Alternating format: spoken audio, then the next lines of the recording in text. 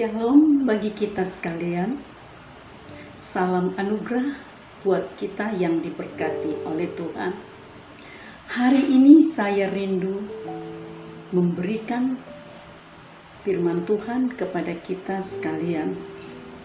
Dari pembacaan firman Tuhan dari Injil Lukas 18 ayat yang ke-8, demikian bunyinya, "Aku berkata kepadamu, Ia akan segera membenarkan mereka. Akan tetapi, jika Anak Manusia itu datang, adakah Ia mendapati iman di bumi?" Hari ini, saudara kekasih, kita mau dengar betapa Tuhan merindukan semua orang yang percaya, yang dibenarkan oleh Tuhan lewat setiap kebenaran yang diberitakan.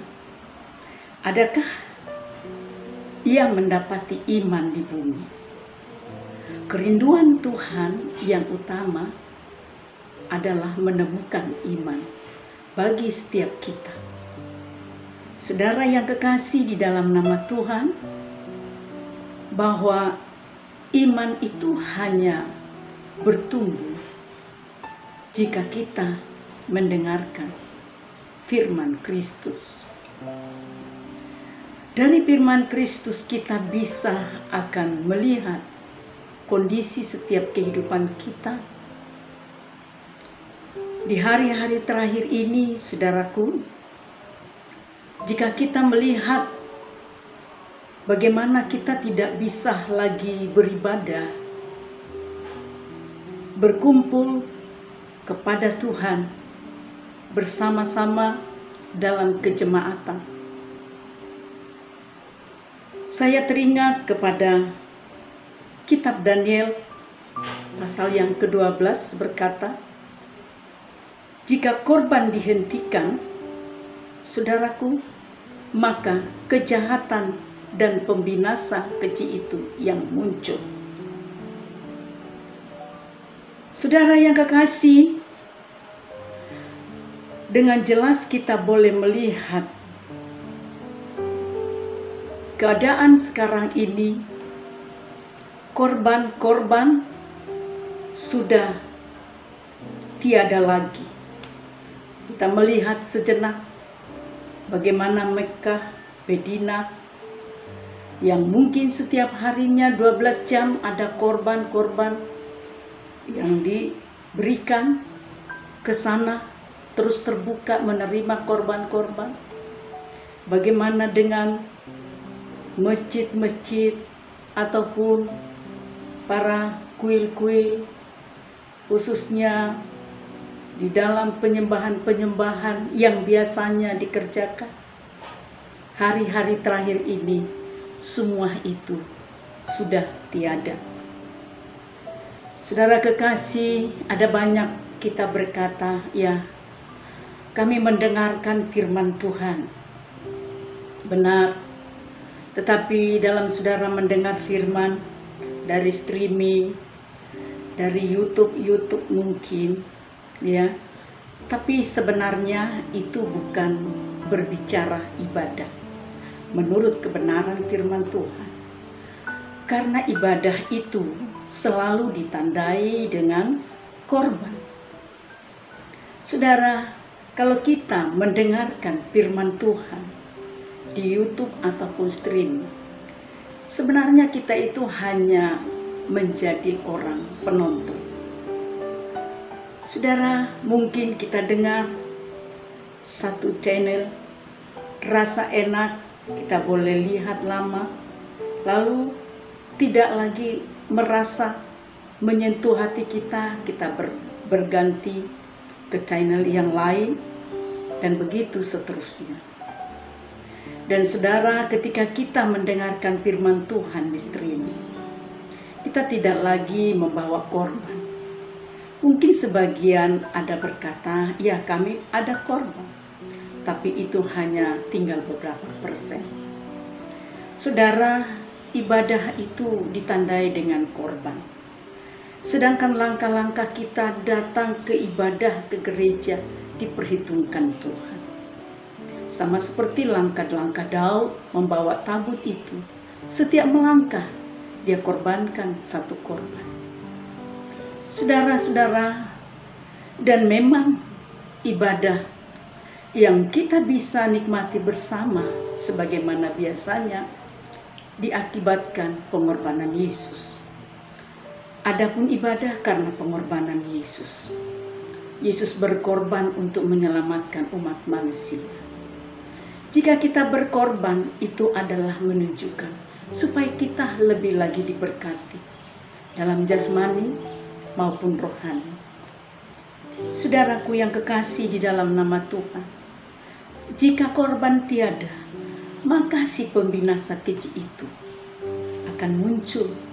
Dia akan mengembangkan sayapnya. Dan Alkitab begitu detail mencatat bagaimana ciri-ciri kekejian yang muncul. Yang pertama, dia adalah berontak kepada pemimpin dan kepada orang tua. Dan kedua, merasa tahu dan mengerti sehingga dia tidak mau mendengar, juga merendahkan orang lain. Ciri-ciri ini akan semakin nyata karena saudara-saudaraku, ketika kita tidak lagi terus mendengarkan firman Tuhan yang mengarahkan kita merasa tidak butuh. Apalagi kita pikir saya sudah tahu. Dengan pemikiran, kepandaian kita, mungkin saudara lebih pandai daripada yang lain dalam mentelaah ataupun menyelidiki. Tetapi saudara, kita harus tahu bahwa sesungguhnya iman yang dicari oleh Tuhan bukan pengetahuan kita, tapi iman yang dicari oleh Tuhan adalah penundukan diri kita kepada pemimpin kita. Saudara yang kekasih, jelas sekali kalau kita tetap melihat di dalam Alkitab, Raja Daud adalah satu pribadi yang selalu menundukkan diri kepada pemimpin. Sekalipun Saul sangat menyakiti dia, mengecewakan dia, saudara yang kekasih, tapi Daud tetap berada di dalam kerendahan hati. Penundukan diri itu adalah menunjukkan di mana kita memiliki hati yang selalu merendahkan diri kepada Tuhan. Karena Tuhanlah, karena firman Tuhanlah, saudaraku yang kekasih, lewat firman yang kita dengar, iman kita diteguhkan, iman kita ditumbuhkan. Banyak hal mungkin yang mengecewakan dalam pengiringan kita, tapi saudara-saudara, hanya firman yang mampu menolong kita. Itu juga salah satu korban yang kita harus jalani. Kalau kita melihat Habel di dalam Ibrani pasal yang ke-11, sebagai orang yang memiliki iman, kata firman Tuhan, Habel memberikan korban yang jauh lebih baik daripada Kain. Sekalipun kakaknya bersama dengan dia, kakaknya yang lebih tua, tapi dia tidak terpengaruh dengan kakaknya, tapi hatinya yang tahu bahwa untuk Tuhan selalu menyediakan yang terbaik, sehingga dia lakukan pengorbanan itu, saudara-saudara.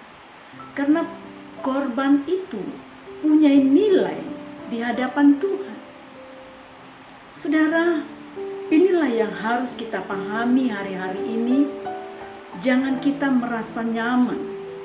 Tatkala kita merasa nyaman, saudara-saudaraku, itu yang akan membuat kita menjauh dari Tuhan dan merasa tidak butuh Tuhan. Padahal kenyamanan itu adalah kenyamanan sementara. Saudara, kita harus ingat, ketika dunia berkata semua damai dan damai, tapi api si pembinasa kecil itu seketika akan datang. Gereja Tuhan, mari bangkit, bangun. Jangan kita tidak tunduk kepada apa yang Tuhan mau, dan jangan kita merasa sudah cukup puas, sudah lama jadi orang Kristen, sudah berkorban, sudah tahu firman. Hanya tahu firman juga itu satu bahaya jika apa yang kita tahu tidak kita lakukan. Saudara-saudara yang kekasih di dalam nama Tuhan, hari-hari ini kita harus betul-betul menginsapi keadaan kondisi ini. Jangan sampai kita tidak menyadari. Sebagai hamba Tuhan, kami mengingatkan seluruh jemaat Tuhan, nikmatilah Tuhan, bertumbuh di dalam iman. Saudara yang kekasih, bahwa betapa pentingnya kita harus beribadah. Ibadah yang benar, mempersembahkan tubuh, jiwa, dan roh kepada Tuhan. Dan ibadah yang benar ditandai dengan segala pengorbanan. Korban-korban yang Tuhan kasih kepadamu untuk saudara lakukan, untuk menyadarkan kita di mana lewat korban-korban kita sedang menghormati Tuhan, memuliakan Tuhan, meninggikan Tuhan. Oleh sebab itu, jangan terlena jemaat Tuhan. Pekah dengan situasi ini, mari bangkit, melangkah berjalan, bahwa iman yang dicari oleh Tuhan di bumi ini itu menunjukkan penurutan kita yang disebut taat dan dengar. Gereja Philadelphia, justru mereka tidak berdaya.